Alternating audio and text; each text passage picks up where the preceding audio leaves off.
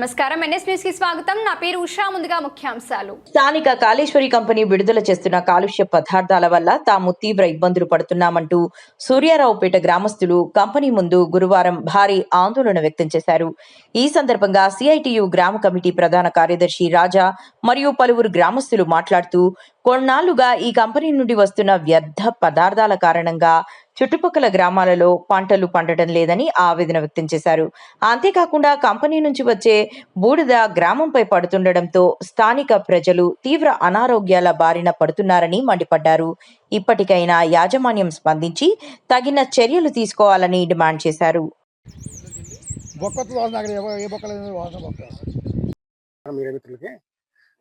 ఇప్పుడు సూర్యారావుపేట పరకాల నుంచి విలేజర్స్ తమ ఫ్యాక్టరీ రావడం జరిగిందండి. సో వాళ్ళ మెయిన్ ఇష్యూస్ ఏంటంటే మా బాయిలర్లో చిమ్నీ నుంచి కొన్ని యాష్ ఎమిషన్స్ వస్తాయని చెప్పారు. ఓకే, నెక్స్ట్ ఏమో ఈ కెనాల్ ఇష్యూలో స్మెల్ వస్తుందండి అని చెప్పారు. సో దానికి ఆల్రెడీ మేము బాయిలర్ చిమ్నీకి ప్రికాషన్స్ ఏం తీసుకున్నారు. ఆల్రెడీ మేము ఆర్డర్ చేసుకున్నామండి. ఒక కన్సల్టెంట్ ఆల్రెడీ వచ్చేసి ఉంది. రెండో కన్సల్టెంట్ వితిన్ 2-3 డేస్లో వస్తుంది. మా జిఎం గారి ప్రకారం 11వ తారీఖుకి మేము ప్లాంట్ ఆపుతామని వాళ్ళకి కమిట్మెంట్ ఇచ్చాము. ఓకే, 11 మార్నింగ్ కమిట్మెంట్ ఇచ్చాము. అది ఎరక్షన్ అయిపోయిన తర్వాత ఆఫ్టర్ 1.5 month or 2 months తర్వాత మళ్ళీ ప్లాంట్ రీస్టార్ట్ చేస్తున్నాం చిమ్మిన వరకు. ఇంక ఇరిగేషన్ కెనాల్ వచ్చేటప్పటికి ఇరిగేషన్ కెనాల్ టువర్డ్స్ కమ్మవారి నుంచి అలాగా NH5 క్రాసింగ్ ఉంది రోడ్డు మనకి కెనాల్ ఇది. సో అది జంక్ అయిపోయి ఫ్రీ ఫ్లో లేదు. దానికి మేము రిప్రజెంటేషన్ ఇచ్చాము. ఏపీఐసి ఇచ్చాము, ఇరిగేషన్ మన డి పిఠాపురం ఇచ్చాము, ఈ పెద్దాపురం గారికి ఇచ్చాము, ఎస్సీ దేవరేశ్వరం గారు కూడా మేము రిప్రజెంటేషన్ ఇవ్వడం జరిగిందండి. సో వాళ్ళు సర్వే చేసి సో దానికి సొల్యూషన్ చూపిస్తామని చెప్పారు. సో మళ్ళీ రిప్రజెంటేషన్ ఇవ్వడం జరుగుతుంది వాళ్ళకి, ఎస్సీ గారికి కానీ లేకపోతే కలెక్టర్ గారికి కానీ. మేము కూడా మా ఇండస్ట్రీ నుంచి కూడా రిప్రజెంటేషన్ ఇవ్వడం జరుగుతుంది. మాకు కూడా సొల్యూషన్ కావాలండి. ఇప్పుడు మా రైన్ వాటర్, మా ఎఫ్లెంట్ వాటర్ మేము అయితే ఈడీపీకి తీసుకుంటాం. సో మా రైన్ వాటర్ బయట వెళ్ళడానికి కూడా మాకు సొల్యూషన్ కావాలి. సో దాని ఫ్యాక్టరీ పెట్టిన కాడి నుంచి ఇప్పుడు వరకు కూడా దీని మీద ఏం చర్యలు తీసుకోలేదని ఆరోపిస్తున్నారు.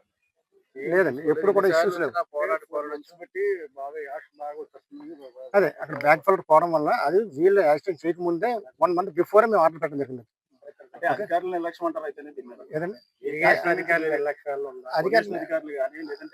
సంబంధించిన అధికారులు నిర్లక్ష్యం అంటారా? అదే నిర్లక్ష్యం చెప్పినా ఈ సొల్యూషన్ తీసుకురాకపోవడం కారణం అధికారులు నిర్లక్ష్యం.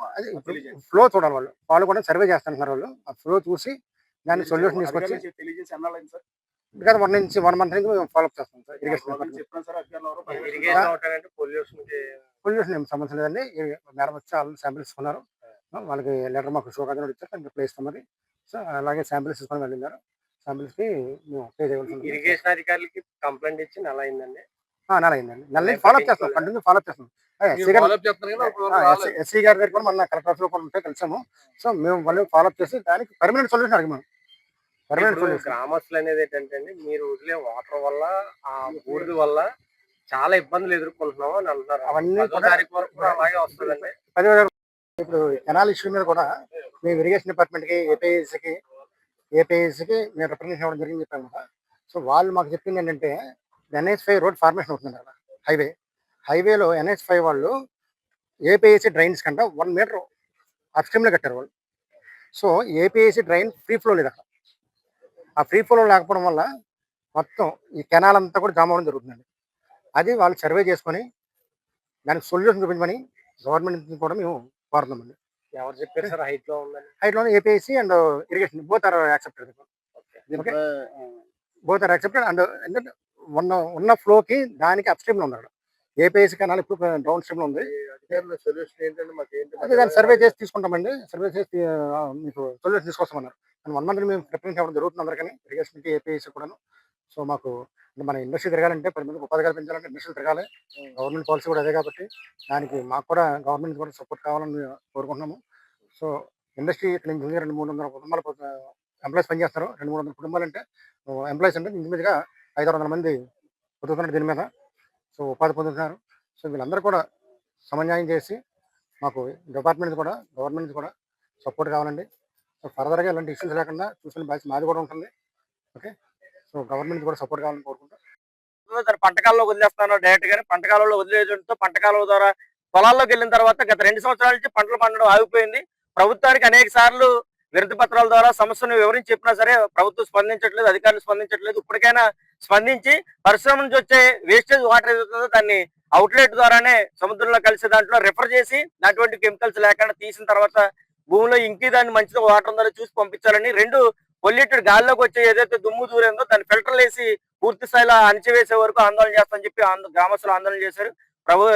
పోలీస్ అధికారులు అలాగే ఇతర యాజమాన్యం స్పందించి దానికి ఏం చెప్పిందంటే ఆగస్టు 10వ తారీఖు లోపల ప్లాంట్ మూసివేసేస్తాం, షట్ డౌన్ కార్యక్రమం ఉంది, షట్ డౌన్ సందర్భంగా మూసి ఆ తర్వాత దాన్ని పూర్తిగా చేస్తామని చెప్తున్నారు. ఇప్పుడు వరకు చేయకుండా ఎందుకు వదిలేశారని చెప్పి గ్రామస్తులు ఆందోళన చేసి గట్టిగా నిలదీసి అడిగారు. ఇప్పటికైనా ప్రభుత్వం పొల్యూషన్ లేకుండా చూడాలి. పొల్యూషన్ అధికారులు మాత్రం ఈరోజు ఆఫీసులు బయటికి రావట్లేదు.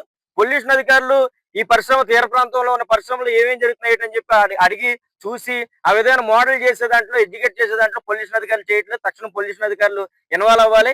అనేక కాలువల నుంచి రిఫైనరీ కాలువలు ఏవైతే ఉన్నాయో ఆ రిఫైనరీ కాలువలు అన్నటి నుంచి మడ్డ ఇలాంటివి వచ్చేస్తా ఉన్నాయి. దాని సముద్రం డైరెక్ట్ గా కలుస్తా ఉంది. దాని ద్వారా సముద్రంలోకి వెళ్లే పర్యాటకులు, చేపలు ఇవన్నీ కూడా అందరూ కూడా ఈ స్కిన్ అలర్జీ వచ్చి ఇబ్బంది పడతా ఉన్నారు. ప్రభుత్వం ఇప్పటికైనా స్పందించి కాళేశ్వరి యాజమాన్యం మీద చర్యలు తీసుకోవాలి. ఇప్పటికే డ్రైన్ లోంచి కొంచెం శాంపిల్ తీసుకెళ్లి పట్టుకెళ్ళామని చెప్తున్నారు.